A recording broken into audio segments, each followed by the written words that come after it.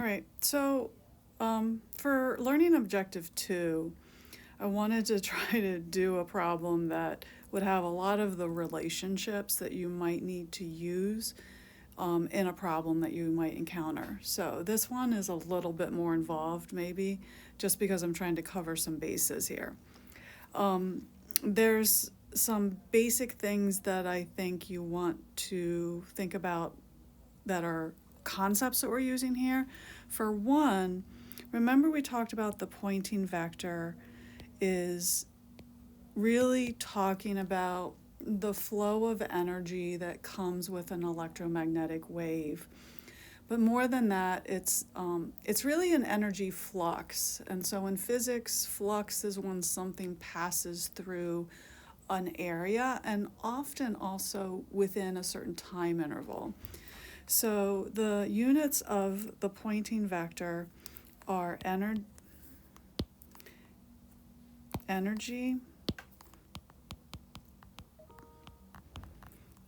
per unit area per unit time. So this can also be power per unit area. The average value of the Poynting vector is defined as the intensity, and we also can relate it to the values of the maximum electric fields and magnetic fields because of how the Poynting vector is described, as the Poynting vector is itself is E cross B over mu naught. And so in any case, the different ways we can write the average Poynting vector is E naught B naught. So both of those would be the maximum values that the electric field or magnetic field could have. That's like the amplitude of the wave because it is a sinusoidal wave, so it is varying in time, over 2 mu naught. And we could also write it in terms of just one of the fields, like B naught squared times C over 2 mu naught. And that was using the relationship that for electromagnetic waves, the ratio of the electric field to the magnetic field is always equal to the speed of light. So in any case, I feel like this is a lot of the information that is helpful for us before we start the problem.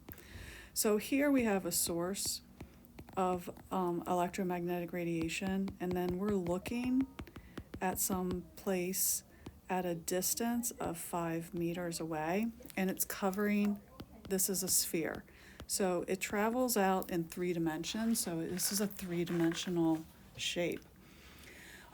So now the other thing is that we're told that now there's going to be some sort of material here, which a surface, which is perfectly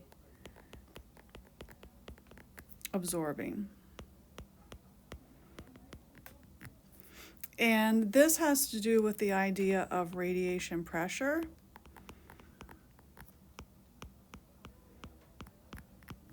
And that is when light hits a surface, it actually exerts a pressure, which is kind of weird to think about it because you're like, oh, well, I don't feel any pressure from the sunlight, but it can exert a pressure.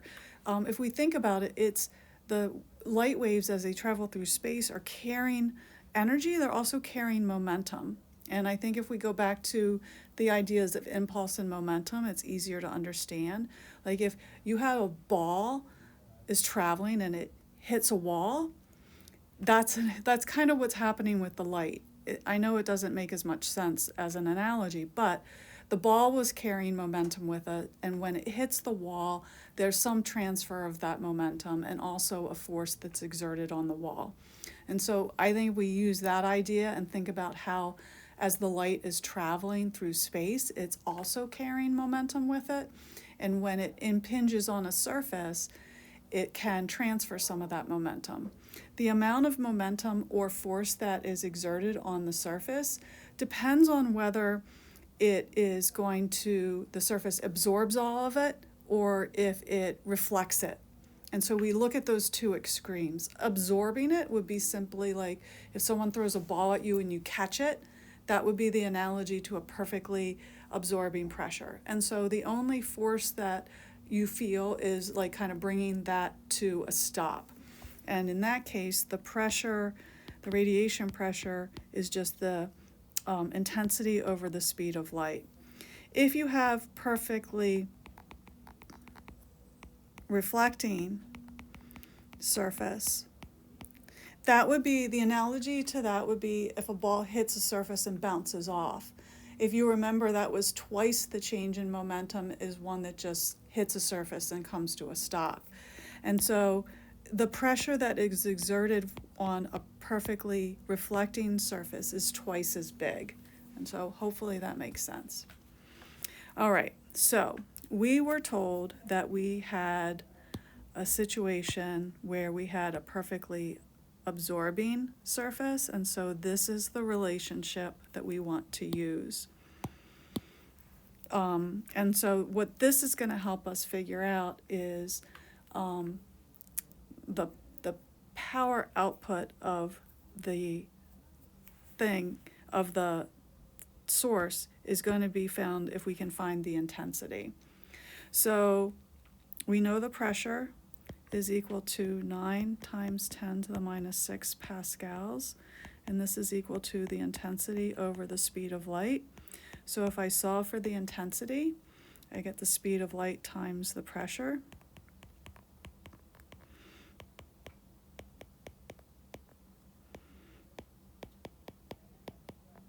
And so my intensity is 2,700 watts per unit area.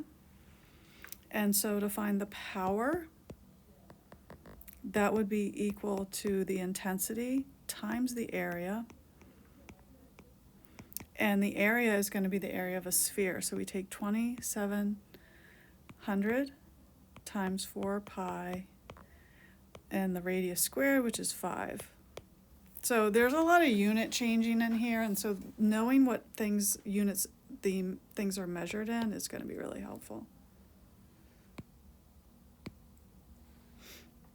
So this gives us a value of 8.48 times 10 to the 5th watts.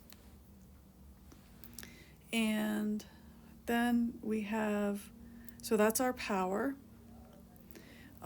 And so that was the first thing that we were asked to find. So it's a lot of power. That's pretty big, but they did say it was an intense light source.